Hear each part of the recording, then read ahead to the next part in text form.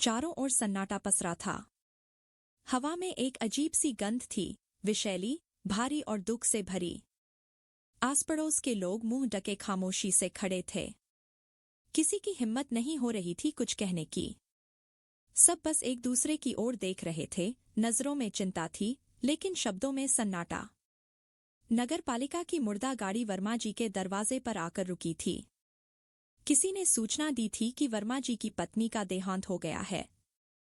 नगर पालिका वाले उनका अंतिम संस्कार करने आए थे, लेकिन वर्मा जी उन्हें अंदर आने नहीं दे रहे थे। वो बार बार मना कर रहे थे, जैसे किसी उम्मीद में हो। चाचा, हटिए न, अब कोई नहीं आने वाला। चाची को ले जाने दीजिए, हम भी ज्यादा देर नहीं रुक सकते, स्ट्रेचर बॉय ने थके और रूखे स्वर में कहा। नहीं भाई, थोड़ी देर और रुक जाओ, वो आता ही होगा। मेरा बेटा विदेश से आ रहा है, बहू और बेटी के साथ है। आने में थोड़ा समय तो लगेगा न? कम से कम माँ के अंतिम दर्शन तो कर लेने दो उन्हें। वर्मा जी की आंखें दरवाजे की ओर टिकी थीं, हर पल उस घड़ी की राह देखती जब उनका बेटा अंदर दौड़कर आए और माँ के चरणों में सिर झुका दे। वो फिर कमरे में लौटते, पत्नी की पार्थिव देह से लिपटकर फूट फूट कर रोने लगते।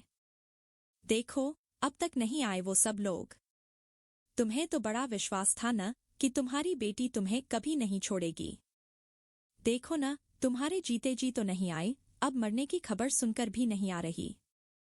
2 दिन बीत चुके थे।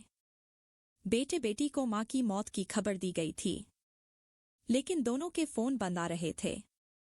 कोई जवाब नहीं, न कॉल न मैसेज।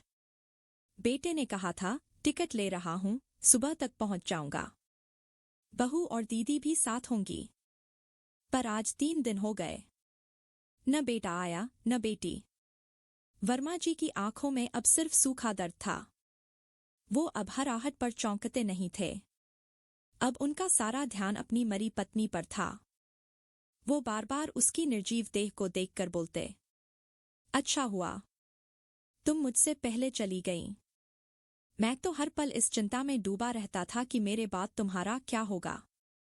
अब कम से कम तुम्हारी चिंता तो नहीं रहेगी मुझे। तुम्हारी ममता, तुम्हारा निस्वार्थ प्रेम, उसी ने मुझे आज जीते जी मुर्दा बना दिया है।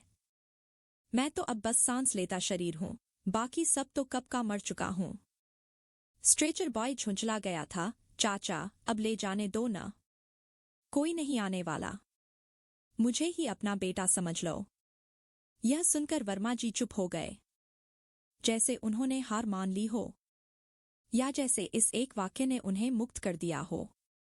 स्ट्रेचर बॉय कमरे में गया, लेकिन अगले ही पल उसके कदम ठिठक गए। वहां सिर्फ एक नहीं, 2 मृत शरीर थे।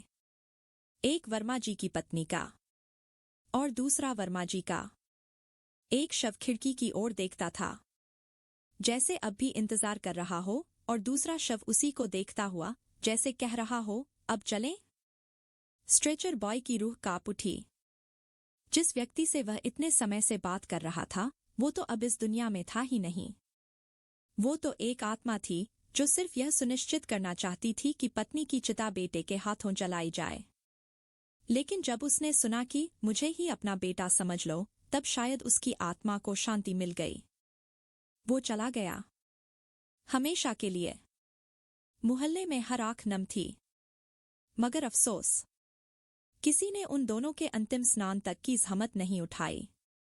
अकेला स्ट्रेचर बॉय दर्द में डूबा दोनों शवों को लेकर चला गया। उस दिन वो सिर्फ 2 शव नहीं ले जा रहा था, वो एक समय का अभागा सच लेकर जा रहा था, जहां जिंदा माँ बाप को बच्चे मरने पर भी कंधा देना जरूरी नहीं समझते।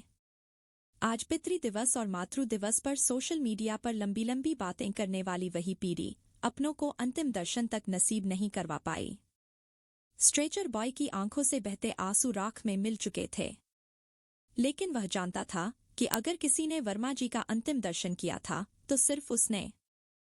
आपकी क्या राय है इस कहानी पर? कमेंट में जरूर बताएं और शेयर करें, ताकि किसी और के माता पिता को इस दर्द से न गुजरना पड़े।